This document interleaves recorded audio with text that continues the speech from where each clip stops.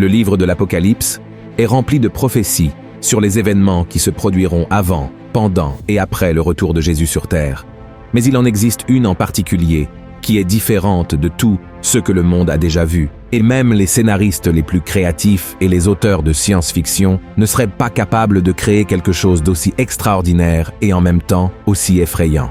La Bible dit que lorsque cette prophétie se réalisera à la fin des temps, de nombreuses personnes se repentiront d'avoir rejeté Dieu et son amour. Elles crieront à la miséricorde et au pardon, mais cela ne sera plus disponible. Avant de révéler cet événement futur qui laissera le monde stupéfait, vous devez connaître 5 autres événements intéressants de la Bible qui ont déjà eu lieu ou sont sur le point de se produire dans un avenir très proche. Ensuite, nous verrons ce qui sera l'événement prophétique le plus terrifiant pour tous ceux qui ne sont pas avec Jésus. Avant de commencer, je voudrais vous demander de vous abonner à ma chaîne. Il vous suffit de cliquer sur le bouton « S'abonner » qui se trouve ici sous la vidéo et d'activer la cloche de notification pour recevoir directement sur votre téléphone les prochaines vidéos que je publierai. D'accord? Alors, commençons. Le premier événement est la visite de l'ange de la mort. Également connu sous le nom d'ange destructeur, cet être céleste est venu sur terre vers l'an 1300, après que le pharaon a refusé d'accéder à la demande de Moïse de libérer le peuple d'Israël de l'esclavage en Égypte. En raison de cet acte de désobéissance, Dieu a envoyé 10 plaies à cette nation, humiliant son peuple et chacun de ses dieux païens. Ces 10 plaies comprenaient le Nil se transformant en sang, des grenouilles couvrant la terre, des infestations d'insectes, la mort des animaux, des Égyptiens contractant des maladies cutanées, une obscurité totale pendant 3 jours, et enfin, la visite de l'ange de la mort. Après 9 refus du pharaon de libérer les Hébreux de l'esclavage, Dieu dit à Moïse d'ordonner au peuple de mettre le sang d'un agneau sur le linteau des portes, car ainsi l'ange de la mort n'entrerait pas dans ces maisons et il saurait exactement où il devrait entrer pour punir les Égyptiens. Ainsi, le peuple d'Israël fit exactement comme Dieu l'avait instruit, et à minuit, l'ange de la mort tua tous les premiers-nés dans la terre d'Égypte, le fils du pharaon et même les premiers-nés des troupeaux furent tués.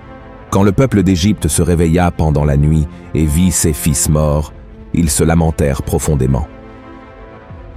Le deuxième événement, la vision des profondeurs de la terre. Ce phénomène créé par Dieu s'est également produit dans l'Ancien Testament et a également eu Moïse comme protagoniste. Après que le peuple d'Israël eut été libéré de l'esclavage et marchait dans le désert, un homme nommé Coré mena une rébellion contre Moïse et son frère Aaron alors qu'ils conduisèrent le peuple vers la terre promise. Coré conspira contre Moïse et exigea que tous soient autorisés à servir en tant que grands prêtres, même s'il n'y avait aucune instruction de Dieu à ce sujet. Il trouvait injuste que seuls les 2 frères aient un accès direct au Seigneur, et il ressentit une telle envie qu'il amena un grand nombre d'Hébreux contre eux.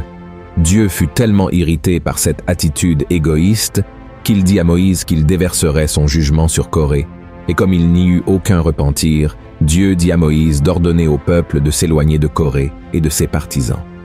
Alors, le Seigneur ouvrit la terre devant Coré, sa famille et ses alliés, et tous furent engloutis dans les profondeurs de la terre, avec tout ce qu'ils possédaient. Ainsi, ces personnes descendirent vivantes dans la tombe, et ensuite, Dieu referma cette crevasse, et tous disparurent du milieu du peuple d'Israël. Le troisième événement, l'émergence des 2 témoins. Cet événement biblique particulier est une prophétie du livre de l'Apocalypse qui se déroulera pendant les années de la Grande Tribulation. Ces 2 témoins seront 2 hommes qui n'ont jamais connu la mort, c'est-à-dire qu'ils pourraient être Enoch et Élie, 2 fidèles serviteurs de l'Ancien Testament qui ont été enlevés au ciel de leur vivant. Beaucoup croient également qu'il pourrait s'agir d'Élie et de Moïse, car ils sont apparus avec Jésus lors de la transfiguration. L'essentiel est que ces 2 serviteurs de Dieu recevront un pouvoir surnaturel du Seigneur pour accomplir des choses incroyables. Ils apparaîtront lorsque le monde sera sous la domination démoniaque de l'Antéchrist. Ils seront vêtus de toile de sac, un tissu épais généralement fait de poils de chèvre, et prophétiseront dans le monde pendant 1260 jours, soit 3 ans et demi. Ces hommes seront haïs par l'humanité, car ils prêcheront l'évangile de Jésus-Christ à un monde qui sera totalement aveugle et spirituellement fermé. Certains écouteront, mais beaucoup ne prêteront pas attention à leur message. D'autres seront furieux et les attaqueront, mais la Bible est très claire. Si quelqu'un tente de leur nuire, le feu sortira de leur bouche et consumera leurs ennemis. Cela sera un spectacle extraordinaire à voir, car je n'ai aucun doute que l'Antéchrist gouvernera le monde et ne voudra pas que quiconque adore le seul et vrai Dieu vivant de la Bible. Il fera tout en son pouvoir pour attaquer ces deux témoins. De plus, ces deux hommes de Dieu auront le pouvoir de fermer le ciel afin qu'il ne pleuve pas pendant tout le temps où ils prophétiseront, de la même manière qu'Élie l'a fait lorsqu'il a défié le roi Achab et la reine Jézabel. Ils auront également le pouvoir de transformer les rivières et les océans en sang et de frapper la terre de toutes sortes de fléaux chaque fois qu'ils le voudront. Ainsi, ces deux témoins prêcheront avec autorité dans le monde. La puissance de Dieu sera si forte sur eux qu'ils seront littéralement intouchables. Et cela se poursuivra jusqu'à Apocalypse chapitre 11, où la Bible dit qu'après 3 ans et demi, la bête qui monte de l'abîme combattra avec eux, les vaincra et les tuera. Leurs corps resteront étendus dans la rue principale de la grande ville, qui sera appelée Sodome et Égypte, au même endroit où Jésus a été crucifié, et pendant 3 jours et demi, tous les peuples, tribus, langues et nations les regarderont, mais personne ne sera autorisé à les enterrer. Les habitants de la terre célébreront la mort des 2 prophètes qui les ont tant tourmentés et échangeront des cadeaux en signe de célébration. Cependant, 3 jours et demi plus tard, le Seigneur insufflera l'esprit de vie dans les 2 témoins morts et ils se lèveront, causant la terreur à tous ceux qui ont célébré leur mort. Alors une voix forte viendra du ciel et leur dira « Montez ici » et un nuage les emportera. À ce moment-là, il y aura un grand tremblement de terre qui détruira 1/10 des habitants de cette ville.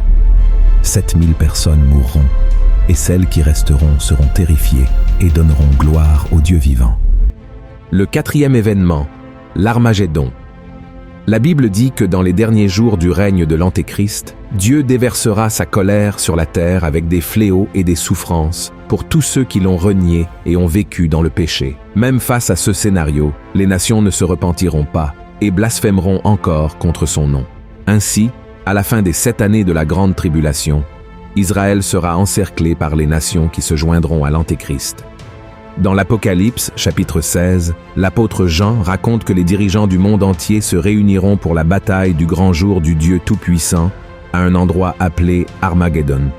Le mot Armageddon vient du livre des Juges de l'Ancien Testament. À cette époque, le peuple de Dieu était petit devant ses ennemis, mais dans la bataille qui eut lieu sur cette même montagne, ils sortirent victorieux. Et dans le livre de l'Apocalypse, l'apôtre Jean raconte qu'il vit le ciel ouvert et Jésus monté sur un cheval blanc suivi de toutes les armées célestes, et sur sa cuisse était écrit « Roi des rois et Seigneur des seigneurs ». Ensuite, un ange appelle les oiseaux du ciel à un grand banquet, où ils mangeront la chair de tous ceux qui sont morts en se levant contre le peuple d'Israël. Mais cette guerre ne sera pas comme les autres, qui ont pu durer des décennies. En fait, la bataille de l'Armagédon durera peu de temps, car les ennemis seront écrasés sans aucun effort. Et c'est à ce moment-là que la 7e coupe de la colère de Dieu sera versée sur le monde. Après cet événement, Jésus jettera l'Antéchrist et les faux prophètes dans le lac de feu de l'enfer, et tous les hommes qui les ont servis seront tués et mangés par les oiseaux.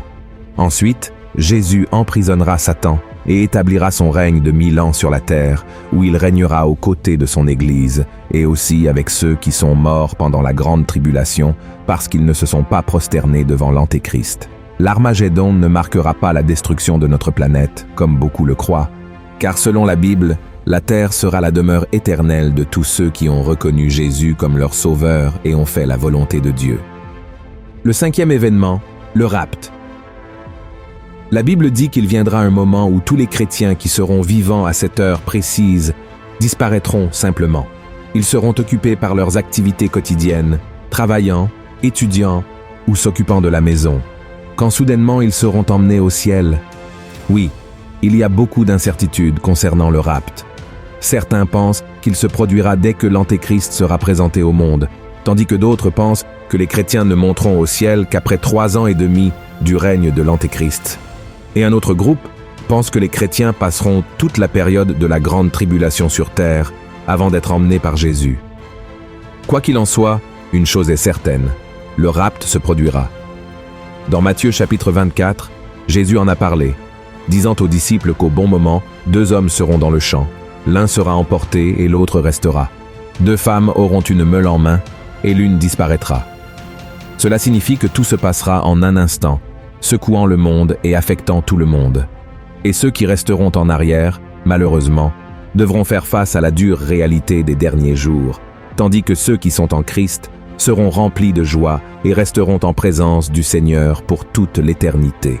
Et ainsi, nous arrivons à la fin des 5 événements extraordinaires qui se sont produits dans la Bible ou qui doivent encore se produire. Et cela nous conduit à la prophétie la plus redoutable de toutes, l'arrivée des 4 anges démoniaques du fleuve de l'Euphrate. Et tout cela se produira lorsque les anges du Seigneur commenceront à sonner les 7 trompettes de l'Apocalypse. Quand la première trompette sonnera, une pluie de feu mêlée de sang sera jetée sur la terre, brûlant un tiers des arbres et toute l'herbe verte.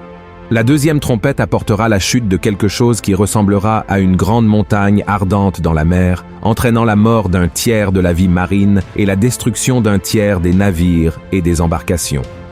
Avec la troisième trompette, une grande étoile appelée Abîme tombera du ciel, empoisonnant un tiers des eaux et causant de nombreuses morts en raison de l'eau empoisonnée. La quatrième trompette diminuera la lumière du soleil, de la lune et des étoiles d'un tiers, symbolisant une période d'obscurité. Le son de la 5e trompette ouvrira un abîme d'où sortiront des sauterelles qui tourmenteront ceux qui n'ont pas le sceau de Dieu sur leur front. Cet événement est également connu sous le nom de premier malheur, et c'est à la 6e trompette que la prophétie la plus terrifiante de tous les temps commencera à se réaliser. Lorsqu'elle sonnera, 4 anges démoniaques qui ont été chassés du ciel avec Satan et qui sont retenus près du grand fleuve de l'Euphrate seront libérés pour tuer un tiers de l'humanité. Ils dirigeront une armée de millions de cavaliers, provoquant destruction et mort. Et l'apôtre Jean dit qu'il y aura 200 millions de soldats dans cette armée, tous avec des cuirasses rouges, bleu foncé et jaunes. Et leurs chevaux auront des têtes comme celles de lions, et de leurs bouches sortiront du feu, de la fumée et du soufre. Leurs queues seront comme des serpents qui blesseront mortellement les gens. En tout, un tiers des habitants de la terre qui resteront en vie mourront. Et cet événement marquera la dernière chance de repentance que Dieu donnera aux gens avant qu'ils ne soient condamnés à passer l'éternité en enfer. Mais ils ne se tourneront pas vers le Seigneur et continueront à adorer leur faux Dieu.